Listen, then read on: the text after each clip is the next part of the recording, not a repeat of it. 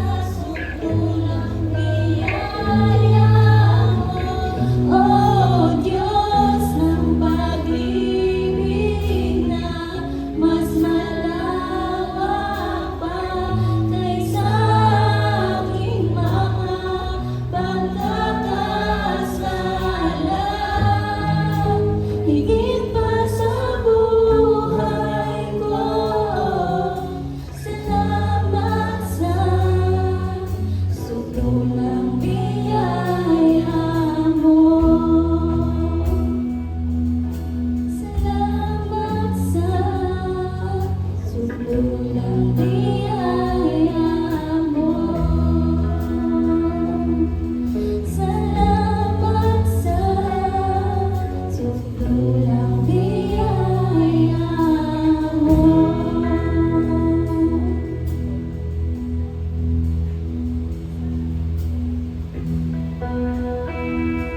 Thank you, Panginoon.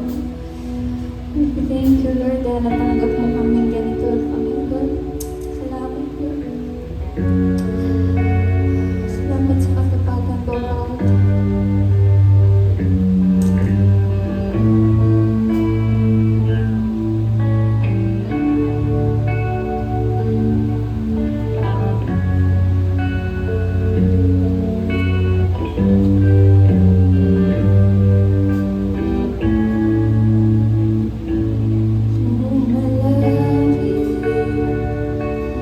Sumasama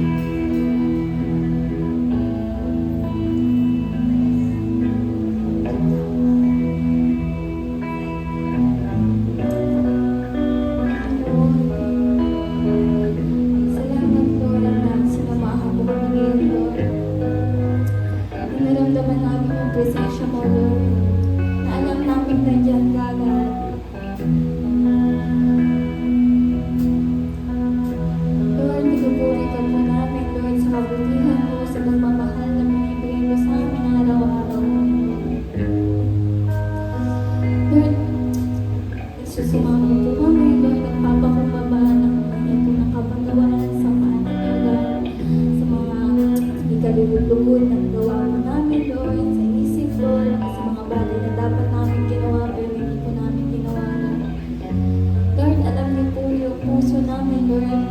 Alam niyo po yung struggle ng bawat isa, Lord. Pero, Lord, hindi niyo po kami iniwan, Lord. Mas lalo po kayo malapit, Lord. Mas lalo po namin kayo mararamdaman, Lord.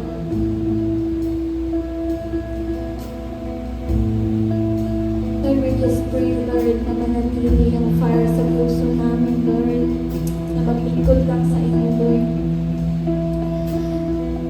Lord, manatili, Lord, yung kagustuhan namin mas makilala ka pa sa bawat araw-araw, Lord. Lord, salamat sa lahat. Salamat sa biyaya mo. Patuloy namin natatanggap ang Lord.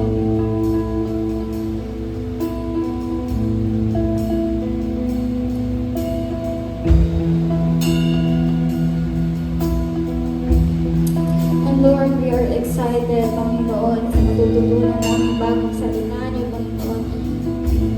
And we are expecting more, Lord. Lord, alam ko pong may gagawin ka sa araw-araw, Lord, sa bawat minuto, Lord. Dahil kasama ka namin, Lord. Lord, lahat po ng ito tinataas namin, Lord. Lahat ng pag-uli, Lord, ikaw lang ang karapat dapat na magdamo. In Jesus' name, Amen! Sabihin po na malakas na, ready na ako! Ay, hindi pa lahat. Ready na ako! Okay, may ballpen at lapis or lapis ka ba? Parang wala. Sige, taas ang kamay na mayroong panulat. Okay, yung wala, sige, pakikuha ko yung mga pencil doon. Alam mo naman si Ate Len, pag nag-sermon, di ba? Mabuti na, sabi nga ng isang kasabihan, mas mainam po ang malabong lapis kesa sa matalas na isip. Okay, hindi nyo po memorize yung ating pag-uusapan hanggat hindi po natin nasulat kahit isa lang po, di ba? So pwede rin nyo sabihin yon sa mga mga tinuturuan nyo. Hindi ko po invento yung yung kasabihan na yon. Hindi po ako nakuhan ko ng patent yon, hindi patented siya. So ano yon? Mabuti na ang labong lapis kaysa matalas na isip. Okay? Kahit gano'n tayo katalino at gano'n tayo kadunong, yan. Hindi natin memorize lahat. Pero pag naisulat natin, meron tayong mababalikan. Meron tayong babalik-balikan. Okay? Yung iba sanay na sa cellphone nagno-notes. Yun sa cellphone nagno-notes, airplane mode. Yan. Dahil actually, babasahin lang naman, isang stand lang naman, hindi, madidistract po kayo. Sa totoo lang. Okay? Sige. Ang higpit naman ni Ate Le, pag nag-sermon, hindi pa nag-uumpisa, nagsisermon na. Hindi po, yun po yung mga reminders lang. Okay, paalala sa atin dahil ang gamot sa kalimot ay paalala. Okay, nakakarinig po pa ng kayo ng ganyan sa inyong mga tatay? Ay, hindi. Kanino kayo nakakarinig? Sa nanay, malamang. Di ba? Yung paulit-ulit. Di ba? Kaya hanggat hindi niya na nag-gets yung instruction, ulit-ulitin po talaga hanggang mag-gets, makuha natin ang ating mga yung teaching na gusto nila iparating sa atin. Okay? So, meron na po ba? Nakasaksak po ba ito? Parang hindi gumagana. Anyari? Ayan. Wala akong nakikita dito sa akin. Yung black yun, di ba? So, yung ating mensahe ngayon ay syempre nakatuon sa mga tatay, pero hindi lang ito pang tatay. Okay? Para sa lahat to. Dahil lahat tayo ay nanggaling sa ating nanay at tatay. Okay? Regardless kung ang father natin, hindi naman siya naging good sa akin, hindi po natin pinag-uusapan kung good or bad ang mga tatay. Hindi po natin pag-uusapan kung ano ang kanilang educational background, hindi natin pag-uusapan kung ano yung kanilang recent na sitwasyon, kung yan man ay maganda or hindi. Pero ang pag-usapan natin ay yung pagiging tatay nila at ito yung ating paalala para sa buong pamilya. Okay? Ay, nawala ko Kuya Johnson. Yan. So, sa dad, ano kaya ibig sabihin ng dad dyan? Marami akong naisip na words, acronym dyan, pero gusto natin ipaalala na yung graph, nababasa niyo po ba yung graph? Yung chart? Di ba, papadala ko yan sa sa GC. Ito yung basic studies and research, yung pinakamataas na blue dun sa anong chart ito? Column chart or bar chart.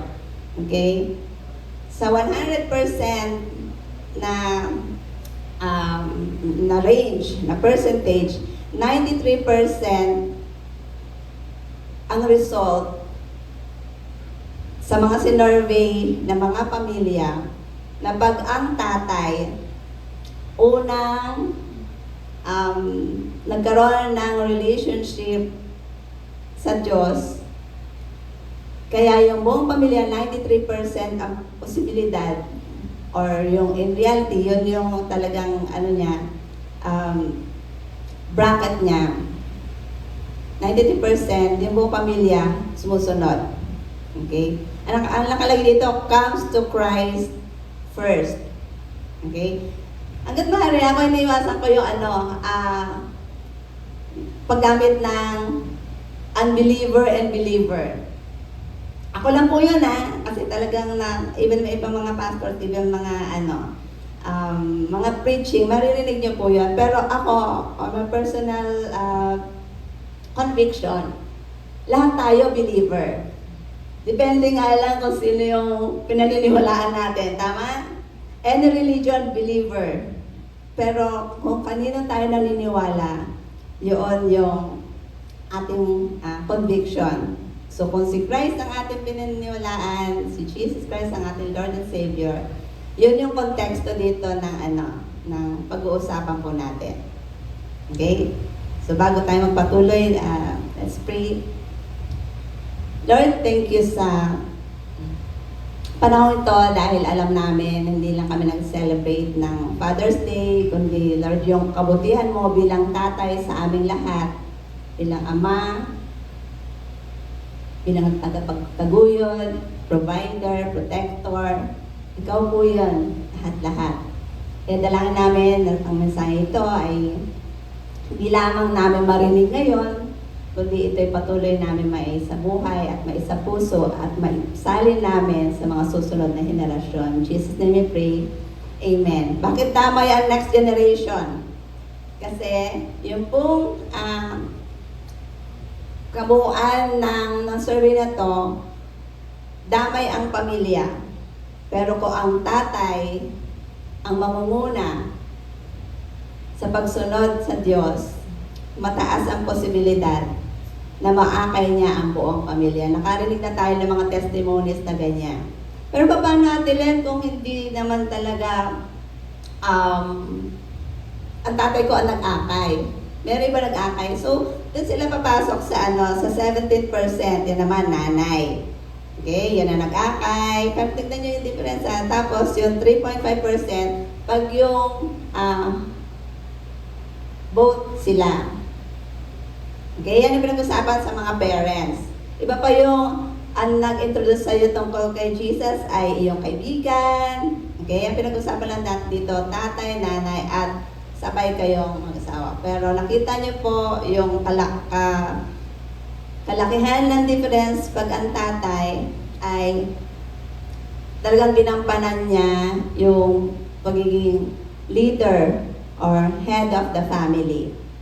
Okay? So, wag po natin ngayon isipin na Meron kaming may LQ kami ng tatay ko eh. Meron kaming hindi pagkakaintindihan. Eh, hindi naman siya nagpo-provide eh. Hindi niya nga ako nagalagaan eh. Hindi niya nga ako pinag-aral. So marami tayong pwedeng issues or concern regarding sa tatay natin. Pero ito po yung magiging paalala sa atin para sa mga tatay at magiging future tatay. Ate Len, ang bata-bata pa namin, teenager pa lang, tatay agad. Alam niyo po ba, ang paghahanda sa mga kabataan or even mga bata, ay hindi lang sila palakihin ng mag-aral, hindi lang ganon, mag-aral, pakainin. Naturally, lalaki yan. Matangkad pa nga sa atin ngayon, di ba? Lalaki yan. Yun yung natural course of life. Okay? Pero ano yung kalalakihan nila? Ano yung patatandaan nila? Yun po yung ating kailangan kasama tayo doon, involved tayo doon. Okay? Mukhang hindi gumagana, Kuya Jansen. Sige, next one na lang. Okay? Ayan na naman si Ate Len. May seat work na naman tayo. Sige, pakidistribute po. Sumunod. Iisipin niya habang dinidistribute to, pati yung mga pencil. Nasa taas yung pencil sa lampoy. Okay? At dito pa lahat yung mga nasa taas. Sige.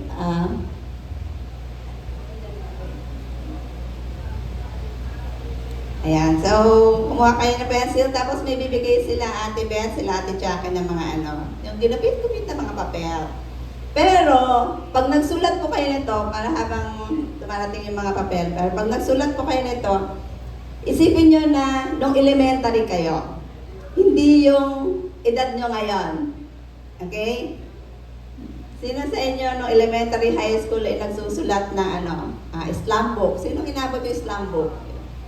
Inabot mo na rin Janelle. Yung may papasagutan na yung mga yung mga classmate para magkakilakilanlan, di ba? Pero ito, ang pasasagutan ay all about my dad. O tatay, or So, walang kopyahan kung magkatabi ang mga magkakapatid. May kanya-kanya tayong tatay. At even magkapatid, magkaiba ang kanilang tingin or pagkakilala sa kanilang tatay. Okay? So, pag sumulat po kayo nito, isipin nyo nung elementary or high school kayo na gumagawa kayo ng Islam book. So, ano ba ang pakiramdam ko noong time na yon? Ate Len, mahihain po ako noon eh. Hindi po ako nagsusulat sa Islam book. Okay, so ito yung season na nalampasan mo yon. Eto, pinagawa kayo ni Ate Len by force. By force. Kapag ginagawa ko yan, nag-iisip din ako ng mga ilalagay ko dyan, syempre. May favorite pagkain ng tatay ko. Ano yung hobby niya? Ang tatay ko po kasi ay karpintero, kaya ang tawag namin doon sa Bakante Lote sa kabila ay playground niya, kasi nandun yung grinder, nandun yung electric saw, nandun yung mga tools, nakaparada yung sasakyan doon, siya na rin nagkukumpuni, tubero na siya, electrician, di ba? Beyond carpentry ang skills ng tatay ko. So, yun yung nare-recall ko dyan. So, sige. Meron tayo may sulat dyan na 3 or 4 na items sa box. Kahit hindi nyo pumapuno agad ngayon yan, tutuloy natin. Pero at least may 3 items kayong malagay dyan. And syempre, lagay nyo yung name nyo. At dinugtong ko lang po yan dun sa dinownload kong figure. Yung name nyo, nakalagay doon, my name. Yan. Para alam kanino bang anak ito. Yung dinidescribe na ito. Okay?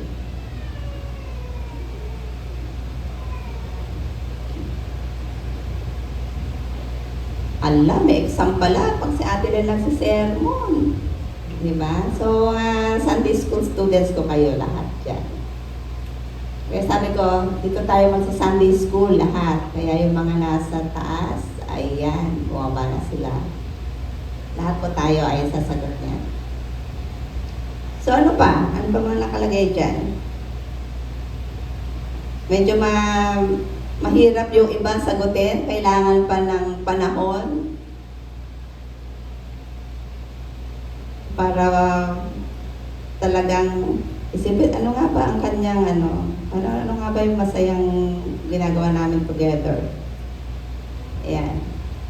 Tapos ano ba yung gusto niyong mensahe para sa kanila?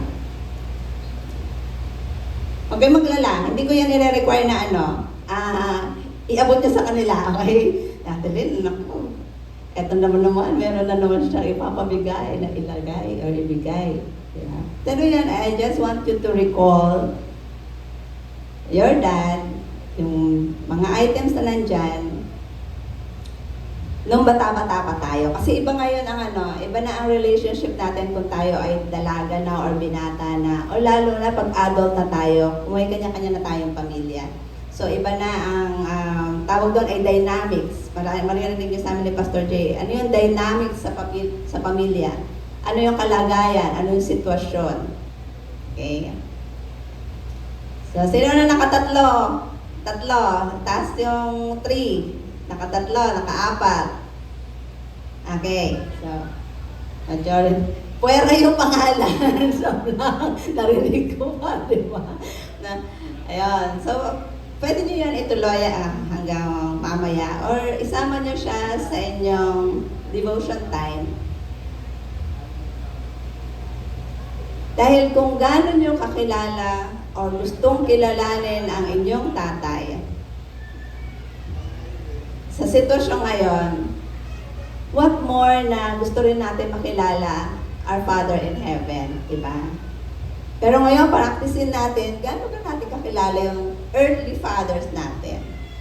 Dahil sa mga susunod na mga panahon, sa mga messages at sa mga studies na gagawin natin ay gaano ko kakilala ang Diyos bilang tatay. Pero ngayon, umpisahan natin yung ating earthly father. Kahit na po tatay tayo ngayon or lolo na, meron at meron pa rin tayong tatay at yung memories natin with them ay hindi na yun mabubura. I mean, pwede makalimutan natin yung ibang segment, pero hindi na yung mabubura. Kailan ba namatay ang tatay ko? 7 years ago. So marami akong natatandaan pa rin na hindi lang yung sinabi niya, kundi yung gestures niya. Okay? Ayan, nag-i-enjoy na kayo masyado dyan. Hindi lang po yan ang ating sermon, ha? Pero gusto ko dito yung maging fondasyon natin na yung paano natin kilala ang ating tatay. At gusto pa natin silang kilalanin, lalo na po pag buhay pa sila. Ito na yung moment na yon, na hindi lang may memories tayo with them, pero ano pa yung gagawin natin?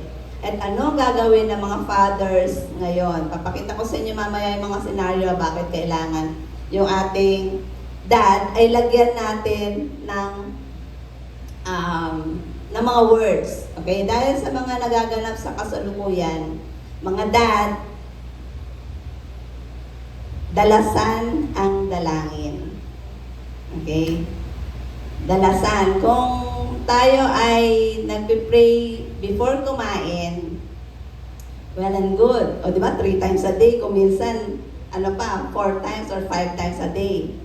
So paano pa natin dadalasan? O, yung pagagising sa umaga, bago matulog. So bukod sa eating, prayer before eating, dagdagan pa natin, and even sa prayer before meals, alam niyo po ba pwede niyo pong dagdagan yon, hindi lang pagpapasalamat sa pagkain. Pwede nyo dagdagan nyo, pag-pray nyo yung mga ka-churchmate, pag-pray nyo yung mga member ng family, kung sino kasama nyo doon sa hapag. So, dalasan. Dalasan natin ang ating mga pag-pray. Dalasan ang dalangin. Damihan. Okay? So, makakapag-isip kayo ng ano pa bang mga acronym dito sa dada to. Damihan ang dalangin. O, ano pa?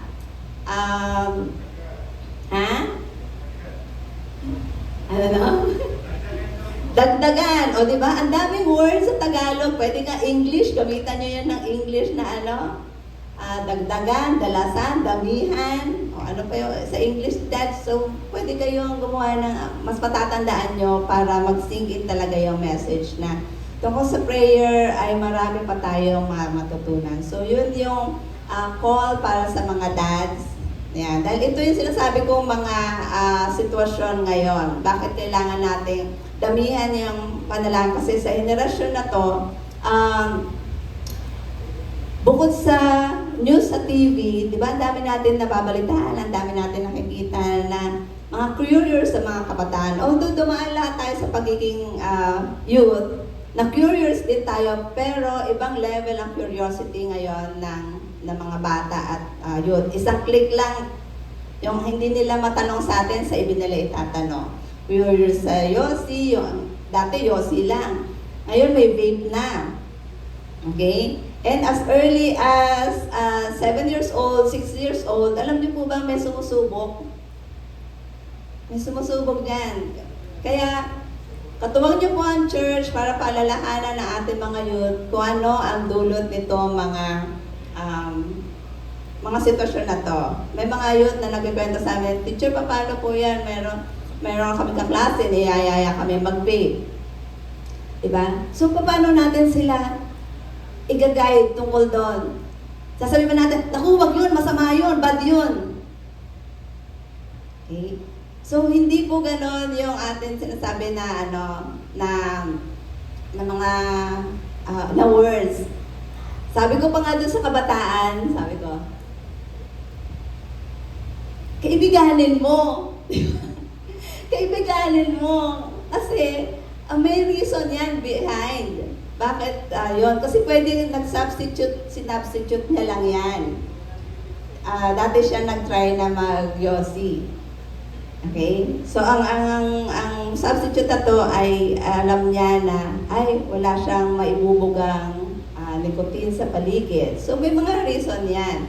Kaya sabi ko, kaibiganin mo, kilalanin mo. Kasi pwede mo siya matanong na, ano pakiramdam nung nag-try niyan? Since kailan ka ba naging curious gumamit niyan? So, pwedeng point yun ng conversation. At darating yung time na pagkaibigan mo ay magkakaroon kayo na connection, may relationship kayo kung saan magiging kampante siyang mag-open up sa'yo and eventually may panalangin mo siya and ma-introduce mo siya kay Lord, di ba? So, kids and teens, nagtatry lang naman eh. Try lang. Di ba? Pero pag matutunan natin kung ano ang advantages nito, and may advantage ba? Or more on the disadvantages, okay, ano yung effect nito sa ating pangangatawan, kayo na po yung magde-decide. Dito sa church or dito sa CSB, hindi po tayo nagsabi na bawal yan, ihinto mo yan. Okay? Dahil doon sa testimony nga po ni Pastor J, di ba? Parang 6 months na siyang attending ng CSB, pero sumasama pa rin siya doon sa mga friends niya na umiinom, although hindi siya nag-try talaga mag-Yossi dahil mahina yung baga niya since childhood. Umiinom, pero nung alam na niya na kaya niya ng panindigan na hindi siya iinom. So, sumasama pa rin siya. Sumasama siya sa mga kaibigan niya. Kung makikita niyo yung mga friends niya, may mga friends siya nung dati siyang sakrista, nagre-reunion sila. Sila umiinom pero siya, non-alcoholic drink yung ino-offer sa kanya. So, kasi kilala na nila siya na yun yung preference niya. Okay? So, kung kayo man ay nakatry nito or kung sa ngayon ay meron kayong gantong sitwasyon or habit or kung saan malakas po talaga ang impluensya ng mga kaibigan, pero alam natin na mas malakas yung good influence. Okay? Lalo na kung yan ay magagaling sa paalala ni Lord. Okay? So, ang concern po natin dito, yung sinabi sa atin na paalala dati, na everything is permissible. Lahat, i-allow ni Lord, lahat. Pero hindi lahat ay beneficial. Hindi lahat ay makakabuti. So, kaya meron tayong mga ganitong pag-aaral, meron tayong paalala, dahil lahat ay nag-uumpisa sa small lang naman eh. Diba? Try lang naman. Huwag po kayo malala, si Ate Len, hindi po accepted dito. Parang college ba? College na ako noon. Lahat po ng drinks, hindi ladies drink lang lahat po natikman ko. At except beer. Tinikman ko pero hindi ko siya talaga type. Papait eh. Na-curious tuloy. Ay, pwede naman palang tikman natin lang. Hindi ko muna, pero malalaman mo kung ano yung difference niya. Katikim ako ng tequila, ng piña colada, ng absolute, ng vodka. Ano pa? Meron pa tinatawag na rum coke, yung tanduay na hinuluan ng coke. Merong gin pomelo. Di ba? Pero lahat yun, tikim lang talaga. Dahil yung bayaw ko before ay nagtatrabaho sa disco. Disco pa tawag nun yung mga bar. Tapos pag meron natitirang yung sa bottle, iniiwan ng customer. Hindi na nila kinukuha. May maiiwan na ganyan, ng konti-konti. Nuuwi niya. So, ano lasa niyan? Ano lasa niyan? Tapos, alam niyo ba yung divider namin, no, na ang gumawa nun ay tatay ko. Ang naka-display doon, puro bottle ng ng alak. So, name it. As in talaga, local at imported. Pero parang mas marami yung hard. Pero talagang, magmula nung ang effect sa akin, na-experience ko na mantal ang buong likod ko. Wala akong pantal dito. Pag napapasukan na alcohol yung katawan ko, namamantal talaga. Yung yung pantal na parang kinagat na lamok na naka-usli, sa pula. So magmula lang, hindi ko na talaga tinay. Pero, natikman ko po yan. Kaya kung magtatayo mga teenager, sige, paalam ka sa tatay nyo kung papayagan kayo. Kasi ang paalas din ng mga pamangkin ko naman, syempre iba yung mga kinalakihan nila mga gulang. Basta nandun yung mga parents, yung mga adults, sa bahay pwede, yung tipong ganon. Pero nga, nag-uumpisa siya talaga sa patikim-tikim. Pero ang hindi natin alam na yung tikim na yon ay magdadala sa atin sa kung ano man maging nakasanayan natin. Alalahanin natin, hindi natin nakikita ang bawat isa 24/7. Hindi ko kayo tinatakot, pero totoo na si Lord, yung mata niya, lagi nasa atin. 24/7. Okay? So, bakit ko po pre-represent ito? Dahil talagang maa-alarma po tayo sa mga sitwasyon. Kaya talagang mapapapray. Every time manonood kami ni Pastor Jay ng news, papapray ka talaga. Alam mo, noong 2014, Pilipinas na 15 in global porn watching. 15, di ba? Sasaya na sana tayo, nasa top 15 tayo. Pero kung ganito naman po yung ating category, sino matutuwa? Bukod sa corruption na sabi, top tayo, pero yung mga Pornhub is just a click away.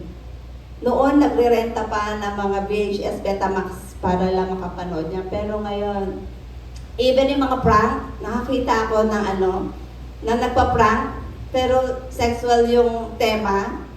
Okay, kahit nakadamit niya, pero kung sexual ang tema niya, parang ganun kasi gagamitin ng enemy yung imagination mo eh.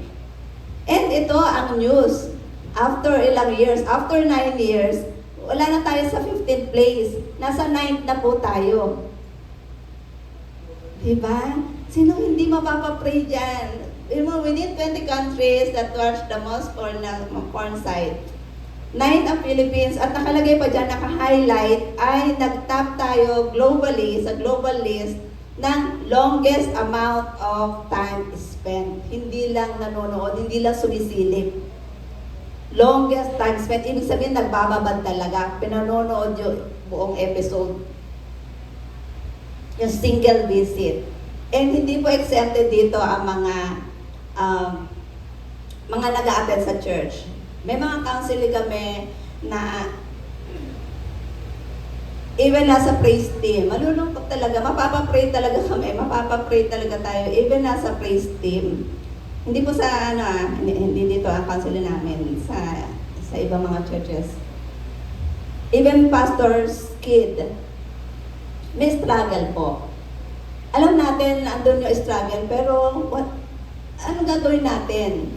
Paano natin sila tutulungan? Paano ang role ng church? Paano ang role ng family when it comes to this? Okay?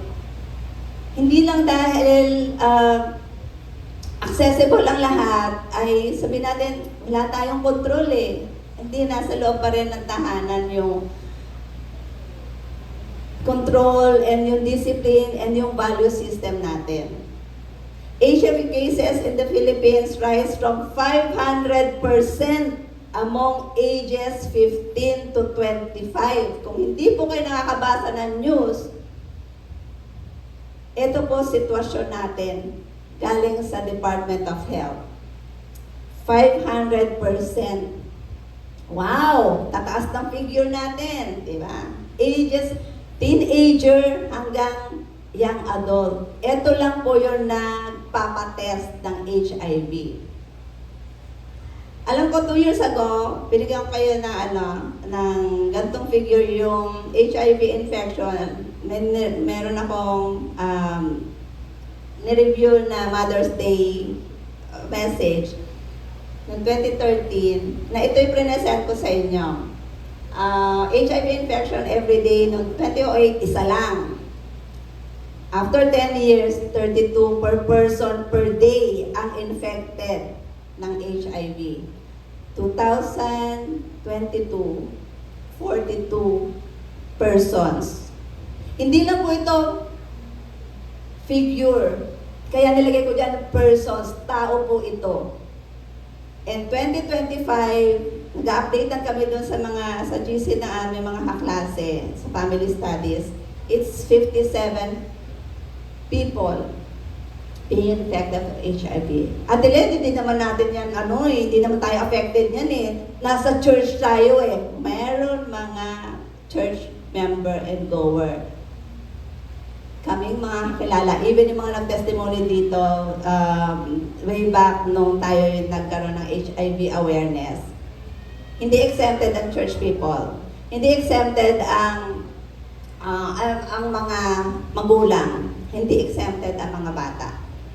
Okay?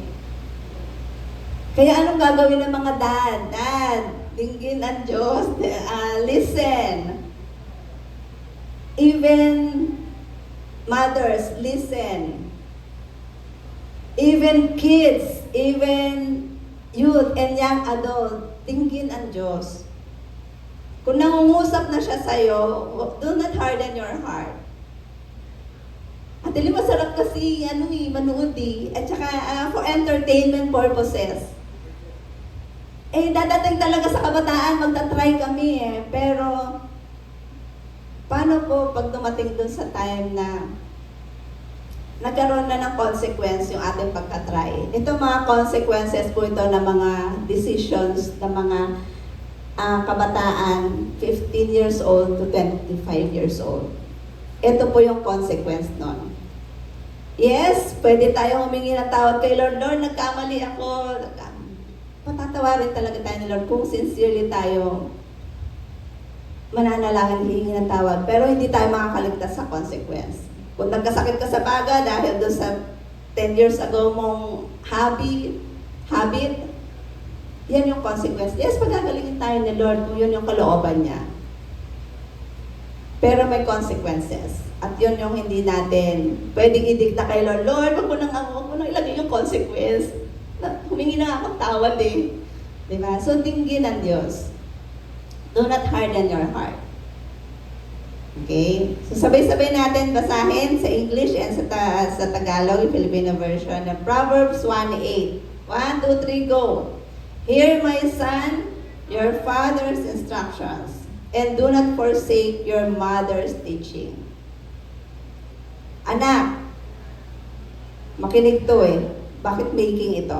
Makinig ka sa sinasabi ng tatay mo. Huwag mong babaliwalain ang pangaral ng nanay mo. So, anong konteksto nito? Family. Meron magsasalita, meron makikinig.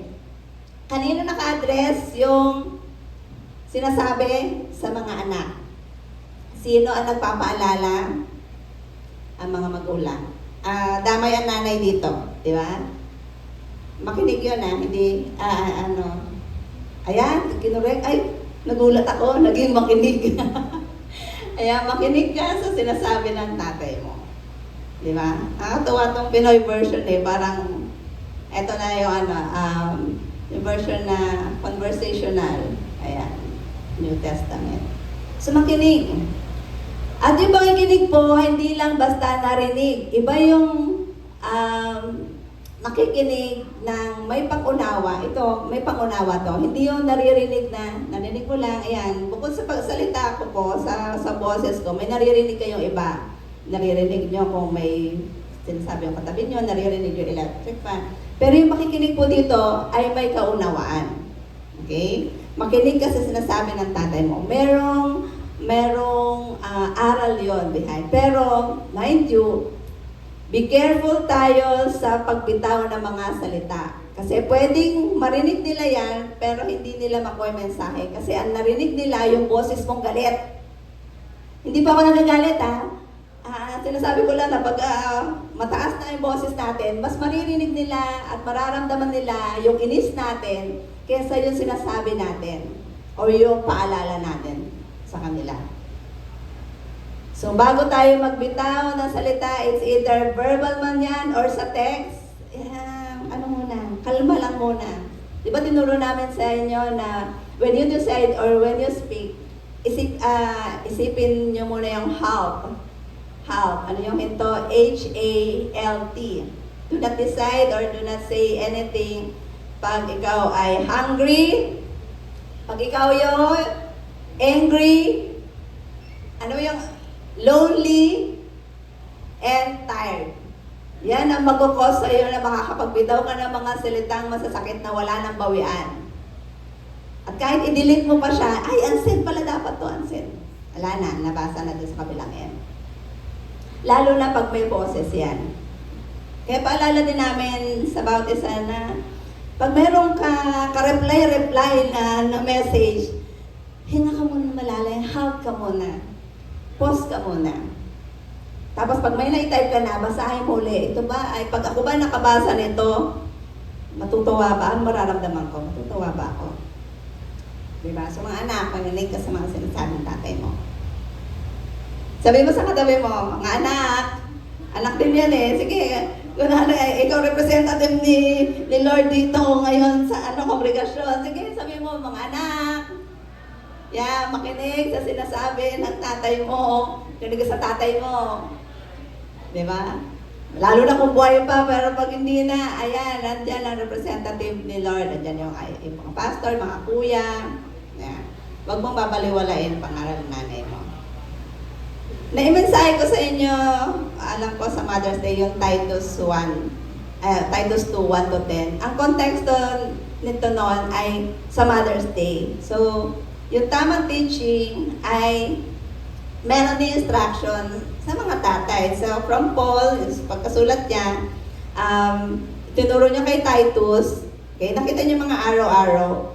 Yung sa verse 2, tinuruan niya yung mga older, yung mga may edad. Ito yung instruction ko para sa mga older. Tapos sa verse 6, sa younger men naman. Okay? Yung sa older women at younger women na i-share ko na yan sa inyo ng Mother's Day 2 years ago.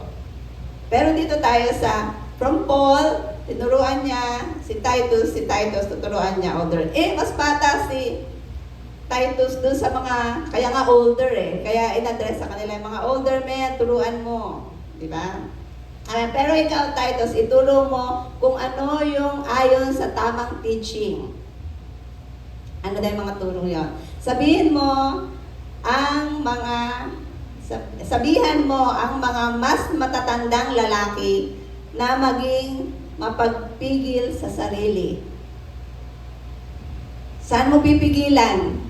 Saan kaya hindi mapigilan ng mga matatandang Matatanda talaga eh. Matatandang lalaki.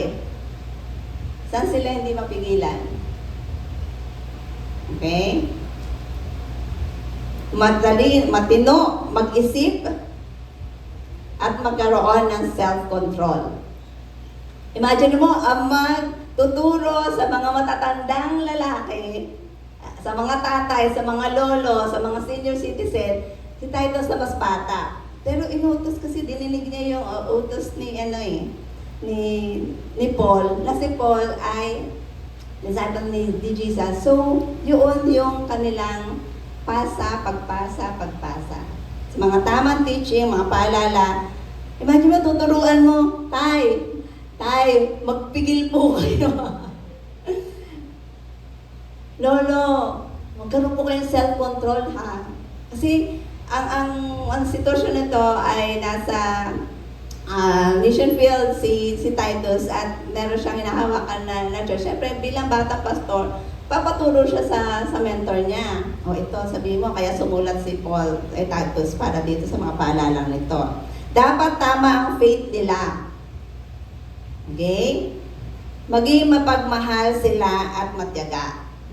So, paano mangyayari yan? Magkakaroon sila ng faith kung hindi natin susundin yung mga naririnig natin paalala.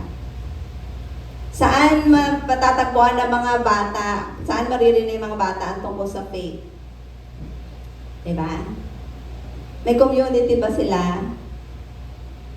Or may mga group pa sila kung saan matututo sila ng pananampalataya. So, doon natin expose sila. Okay? Sabi din sa 6-7, sabihin mo rin ang mas batang lalaki. Mas madali magsabi ng anong gagawin, magbigay ng instruction pag mas bata sa'yo. Tama? Pero pag matatanda, challenging yon. Pero ito, sinabi pa rin, although alam ni Paul na kayang-kaya na ng Titus niya kasi mas bata niya, pero pinaalala niya pa rin. Sabihan mo rin ang mga mas batang lalaki na kontrolin ang sarili nila. Bakit ba nauna yung control? Kasi alam na alam ni Lord na by nature tayo ay mahina. Nadadala ng mga tentasyon. Ano yung mga kailangan natin kontrolin? Anger. Ano pa? Sige, mag-isip kayo. Ano yung kailangan natin kontrolin? Bakit sa matatanda or sa mas bata, yung mga pagsubok, yung mga try-try. Yan. Kung kaya mo nang pigilan, sige, pigilan. Diba? Dapat maging example ka na maganda ugali sa lahat ng bagay. Maging tapat ka sa pagtuturo mo at seryosohin mo yon.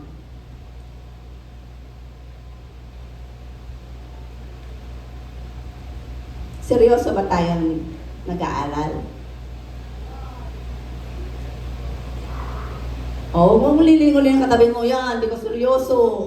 Attend ka ng attend. Walang turuan. Sabi ko sa inyo, pag nagturo ka ng isa, turo ka niyan. Pero dalawa nakaturo sa kanya. Pero yung tatlo, sa'yo nakaturo. Ayan na lang, Ate Len, pag nagturo ako, ganyan. Diba? Huwag ka pilosopo. Pero seryosohin natin to. Kasi hindi talaga po madali. Ang temptation ay temptation. Okay? Kaya lang nasa atin kung tayo ay mag-jump into that. Nagpadala tayo sa galit, sa emosyon. Temptation yan. Hindi lang po sexual sin ang temptation. Attempt kang sumagot, attempt kang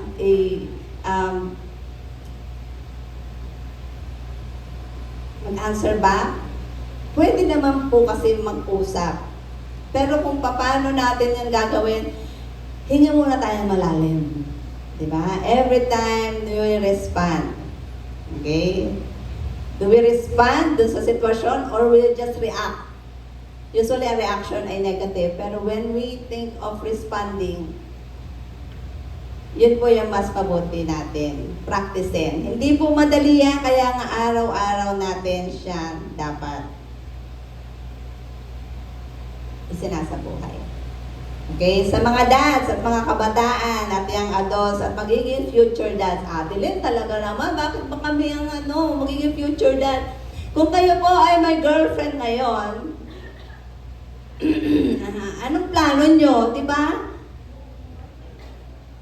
Girlfriend ninyo lang ba yan? O magiging future dad kayo, pero hindi pa ngayon ha. Kaya huwag kang gagawa ng mga bagay na magiging future dad ka. O huwag ka naman magturo. Dylan, no, pinatatamaan ako eh. Hindi, nagpapaalala lang po. Sabi mo, Dylan, huwag mataas ang boses. Binibigyan ko lang ng emphasis. Diba? Talagang defensive eh, no? Kasi baka kailangan may gumising sa sa kamalayan natin. Yung mindset natin na, pangakasalan ko naman to Ate Lynn eh. Sweet-sweet lang naman kami ngayon eh. May nagre-react, okay lang yan, sige. Sweet-sweet lang naman kami ngayon eh. Kailan pa namin na-express yung sweetness? The more ka maging sweet, pag asawa mo na, sige nga, patabi nyo yung asawa nyo, akbayan nyo nga. Akbayan nyo, hawakan nyo yung kamay. Yan yung utos sa matatanda, di ba? Maging mapagmahal. O sige, di ba? O kiss mo yung hand. Di ba? Nang magagalit sa akin ni Pastor, Adeline, showy. Pwede. Di ba? Pag mag-asawa na, o yan, pag ayaw ka akbayan, ilagay mo yung kamay niya. Pilitin mo. Ala, naiingit yung mga single, wag na kayong mainggit. Kasi may asawa sila eh. And yan ay ginagawa ng mag-asawa. Pag ganyan ang ginagawa nyo, at hindi mo pa asawa, in public man or in private, ay, kita ka ni Lord.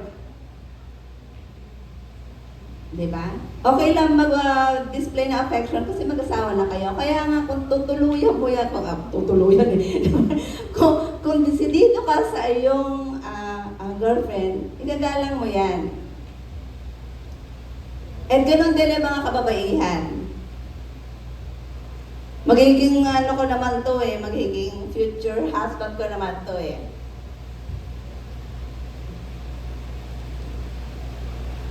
So yung mga paalala to ay hindi lamang para sa mga dad or sa magiging future dad. Sasabihin siguro na sa akin na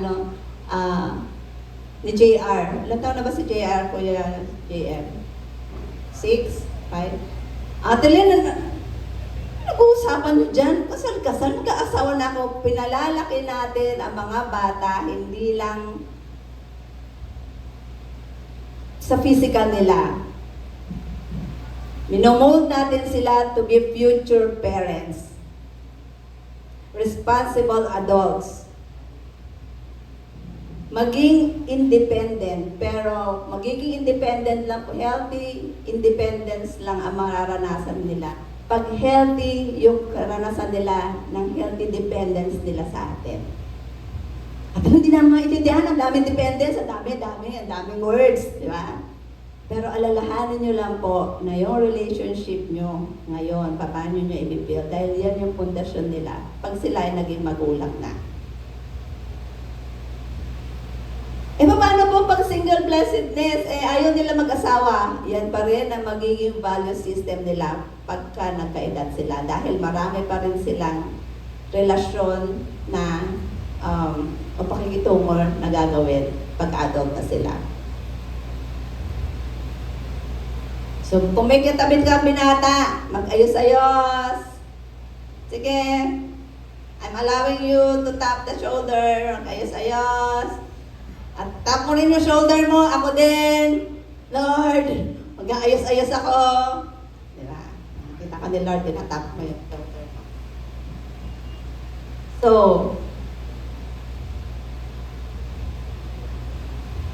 yung ginagawa po natin ngayon, a way to disciple you, or to train you, or to remind you. Pero dapat po, pag tayo ay na-disciple, pag tayo po ay naturuan, it's about time na tayo na yung magturo. The best way to learn anything is to teach.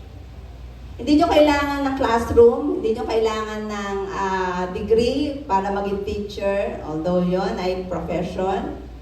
Sa loob ng bahay, andyan yung teaching moment. Every time na tayo ay may gagawin, teaching moment. Alam niyo si Sirien, ang dami niyang teaching moment dito sa church. Iba-iba yung kumakaga sa kanya, kumakausap. Even yung pagkausap natin sa kanya, hindi naman nagsasalita pa to, Ate Lynn, tumatatak na yan. I'm reminding you, the first 1,000 days na isang bata ay napakalaking pundasyon ng kanyang pagkatao. First 1,000 days. Ano yun? From the womb, na 9 months, hanggang 2 years old, total na yun, 1,000 days yan. May be physical, emotional, or spiritual. Gagayahin lang nila kung ano yung ating ginagawa. Kaya, be careful, ano yung gagayahin nila. So, sabihin natin sa ating sarili, dapat ako na yung magdi-disciple. Ako na yung magtuturo. Kung nag-attend na tayo ng church for a month, for a week, for a year, dami na po natin na rinig na mensahe. Lalo na kung tayo dekada na nagsisimba.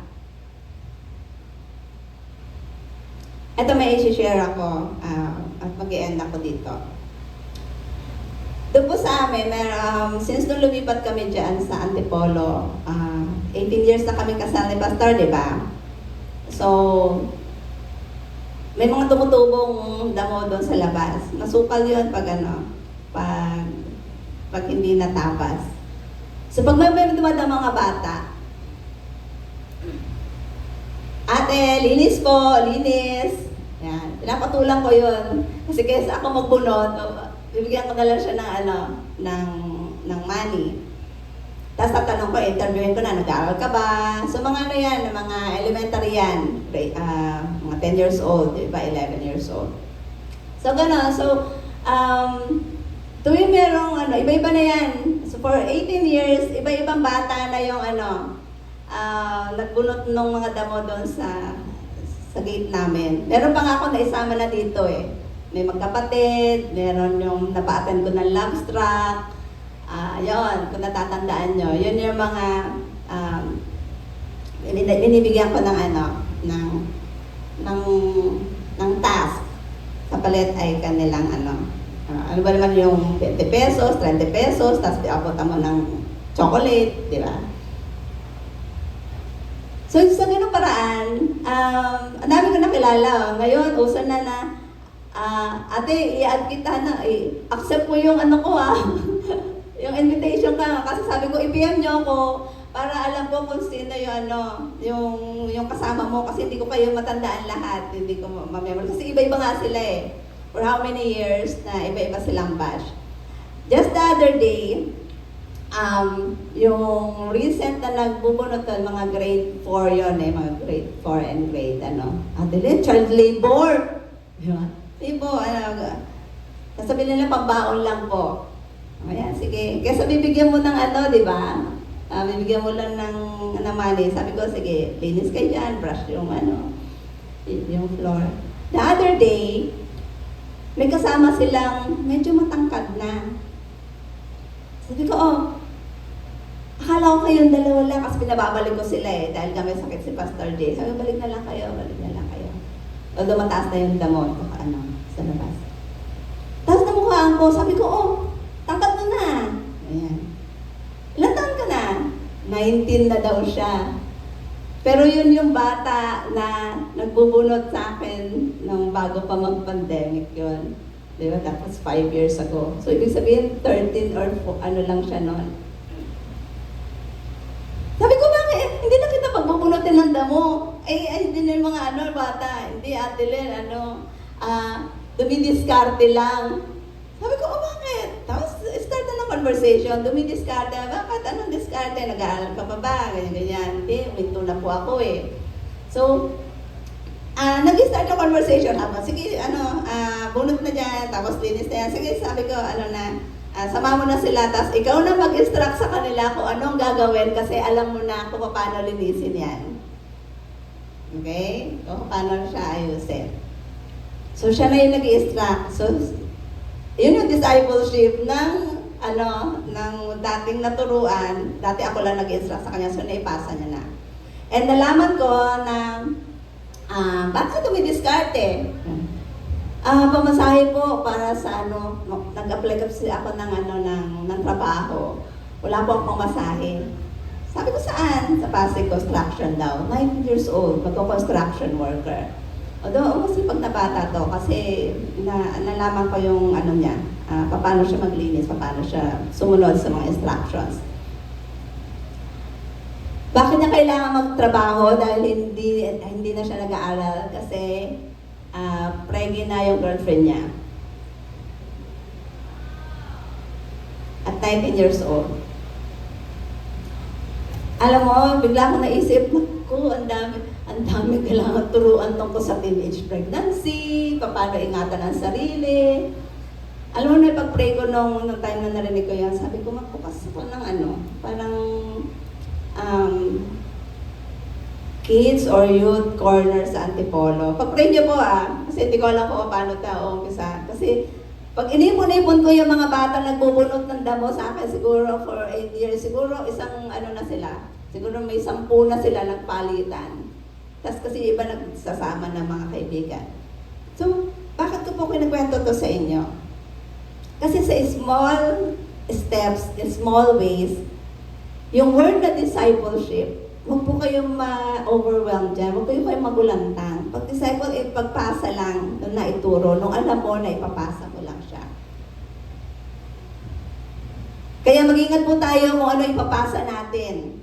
Kasi yung words natin, may power yan ng life and death. Ito ba yung makaka-encourage sa kanila o madi-discourage sila? So sabihin natin, dapat ako na may tinuturuan na ako. So ipag-pray nyo po yun. Sino tinuturuan ko? Kahit one-on-one. Kahit na simpleng prayer bago kumain. Kung doon may maturuan kayo, and that's it. Kung hanggang doon lang. Pero kung meron pang beyond doon, why not? So I challenge you, pag meron mga gawain na tara, sama kayo, sama lang kayo. Kasi you'll never know saan nyo siya gagamitin, saan nyo siya i-apply. Okay, so sa mga dads, at mga future dads, yung mga dads kanina, napag-pray natin. Okay, gusto kong patayuin ngayon yung mga batang lalaki. Hindi kayo bibigyan ng token, tatayo lang kayo. Kids ka man, o basta lalaki, na hindi tumayo dito, hindi tatay. Kids, youth, young adult. Yeah, tayo.